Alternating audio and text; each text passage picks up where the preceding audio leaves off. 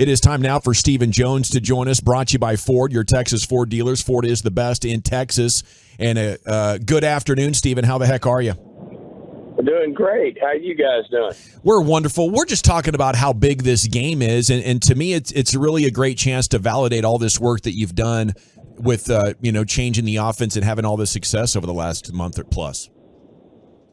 Well, obviously, it's a huge game. Anytime you're playing one of your top divisional opponents in the NFC East, it doesn't get any bigger or better. And certainly, it'll be great to have them in our backyard. Our fans have been amazing. I think right now we're on a streak where we've got the longest home winning streak in the NFL, which is hats off to our fans. And it'll be great to get Philly here in our backyard. Obviously, we played them hard and tight up in Philly and had every chance in the world to win that game, but didn't get it done. But hopefully we can turn the tables here and get this thing evened up, and we'll see what happens from there. But obviously, they're a great football team.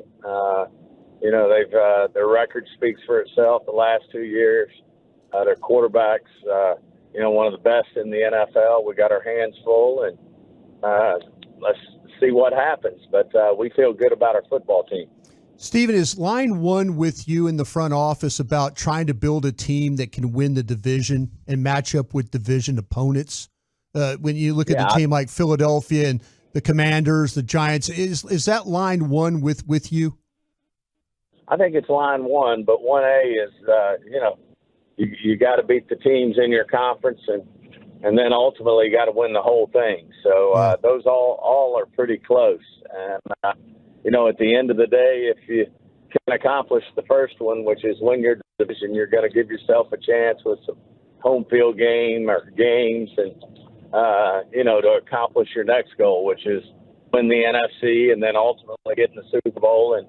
And so all those things are really important. We feel great about our roster and feel good about where we're headed right now. I think our arrow's up. You mentioned this offense is really coming together between Dak and Mike and Coach Schottenheimer.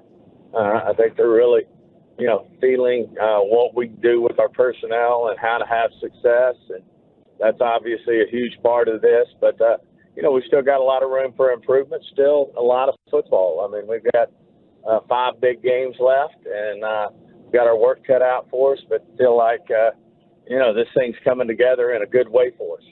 And, Steven, speaking of the offense, I mean, the last time these teams played, CD had a career high with 191 receiving yards. You've seen a lot of great quarterback to wide receiver combos with, of course, Aikman to Irvin. Romo to Dez got humming. But how special is this connection with Dak and CD right now? Well, I think it's very unique. Obviously, it has Dak right there in the conversation, with MVP. And I know that's the last thing on his mind or our mind. It's about winning championships. But and then certainly CDs and everybody's, top of the list in terms of the best receivers in this league. And, we got a lot of young players coming on. Cooks is finding his way.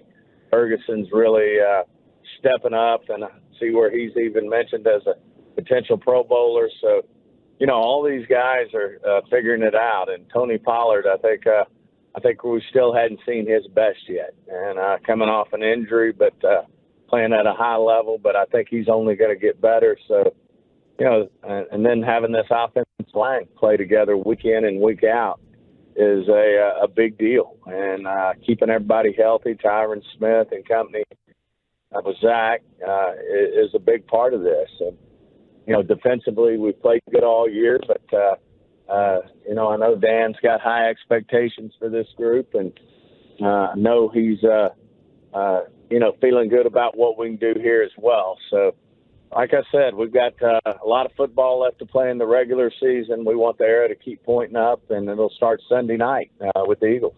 Stephen, are you as annoyed as we are with the lack of Micah holding penalties?